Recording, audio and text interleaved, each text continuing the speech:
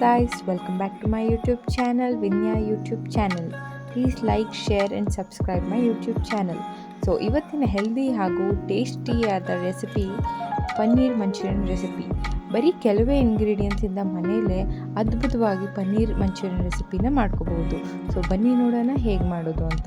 ಈಗ 1 ಕಪ್ ಮೈದಾ ಮತ್ತು 1 ಕಪ್ ಕಾರ್ನ್ಫ್ಲೋರ್ನ ಒಂದು ಬೌಲ್ಗೆ ಹಾಕಿ ಅದಕ್ಕೆ ಸ್ವಲ್ಪ ಶುಂಠಿ ಬೆಳ್ಳುಳ್ಳಿ ಪೇಸ್ಟ್ ಮತ್ತು ಸ್ವಲ್ಪ ಚಿಲ್ಲಿ ಪೌಡರ್, ರುಚಿಗೆ ತಕ್ಕಷ್ಟು ಉಪ್ಪು, ಸ್ವಲ್ಪ ನೀರು ಹಾಕಿ ಚೆನ್ನಾಗಿ ಮಿಕ್ಸ್ ಮಾಡಿಕೊಳ್ಳಿ. ಲಂಪ್ಸ್ ಇಲ್ದಿರ ನೀಟಾಗಿ ಮಿಕ್ಸ್ ಮಾಡಿ ಸ್ಮೂತಾಗಿ ದೋಸೆ ಹಿಟ್ಟು ಥರ ಬ್ಯಾಟರ್ ಬರಬೇಕು. ನೀವು ನೋಡ್ಬೋದು ಈಗ ದೋಸೆ ಹಿಟ್ಟು ಥರ ಬ್ಯಾಟರ್ ಬಂದಿದೆ.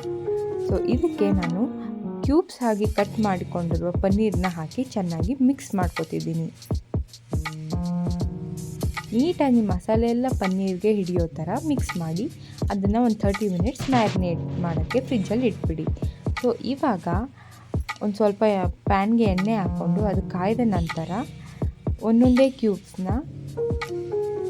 ಎಣ್ಣೆಯೊಳಗೆ ಹಾಕಿ ಅದು ಸ್ವಲ್ಪ ಡೀಪ್ ಫ್ರೈ ಆಗೋ ತನಕ ಬಿಡಿ. ಈಗ ಬ್ರೌನಿಷ್ ಕಲರ್ ಬಂದಿದ್ದರೆ ಪನ್ನೀರು ಕ್ಯೂಬ್ಸ್ ಬೆಂದಿದೆ ಅಂತ. ಸೊ ಅದನ್ನು ಡೀಪ್ ಫ್ರೈ ಮಾಡಿ ಎಣ್ಣೆಯೊಳಗೆ. ನೀವು ನೋಡ್ಬೋದು ಈಗ ಬಜ್ಜಿ ಥರ ಆಗಿದೆ ನೋಡಿ. ಈ ಕಲರ್ ಬಂದರೆ ಪನ್ನೀರ್ ಮಂಚೂರಿಗೆ ಪರ್ಫೆಕ್ಟಾಗಿ ಪನ್ನೀರ್ ಬೆಂದಿದೆ ಅಂತ. ಸೊ ನಾನೆಲ್ಲ ಪನ್ನೀರ್ ಕ್ಯೂಬ್ಸ್ನ ಫ್ರೈ ಮಾಡಿ ಒಂದು ಕಡೆ ಎತ್ತಿಟ್ಕೊಂಡು ಈಗ ಒಂದು ಬಾಣಲಿಗೆ ಒಗ್ಗರಣೆ ಮಾಡೋಕ್ಕೆ ಸ್ವಲ್ಪ ಎಣ್ಣೆ, ಒಂದು ಸ್ವಲ್ಪ ಈರುಳ್ಳಿ, ಕ್ಯೂಬ್ಸ್ ಆಗಿ ಕಟ್ ಮಾಡಿಕೊಂಡಿರುವ ಕ್ಯಾಪ್ಸಿಕಮ್, ಈಗ ಎಲ್ಲ ತರಕಾರಿನೂ ಕ್ಯೂಬ್ಸಾಗಿ ಕಟ್ ಮಾಡ್ಕೊಳ್ಳಿ. ಈರುಳ್ಳಿ ಹಾಕ್ಬೋದು, ಕ್ಯಾಪ್ಸಿಕಮ್ ಹಾಕ್ಬೋದು. ಮತ್ತು ಈಗ ಇದಕ್ಕೆ ಸ್ವಲ್ಪ ಶುಂಠಿ ಬೆಳ್ಳುಳ್ಳಿ ಪೇಸ್ಟ್ ಹಾಕಿ ಚೆನ್ನಾಗಿ ಫ್ರೈ ಮಾಡಿ.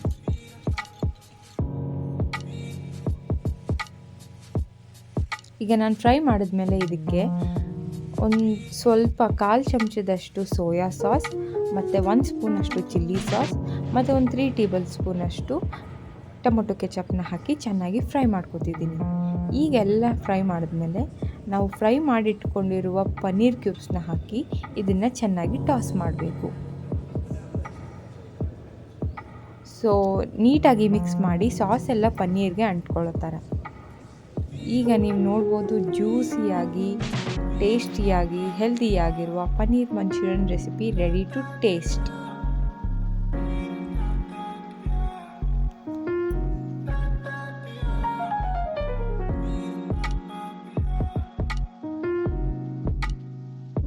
ಸೊ ಈ ರೆಸಿಪಿ ನಿಮಗೆ ಇಷ್ಟ ಆದಲ್ಲಿ ನನ್ನ ಚಾನಲ್ನ ಲೈಕ್ ಮಾಡಿ, ಶೇರ್ ಮಾಡಿ ಹಾಗೂ ಸಬ್ಸ್ಕ್ರೈಬ್ ಮಾಡಿ.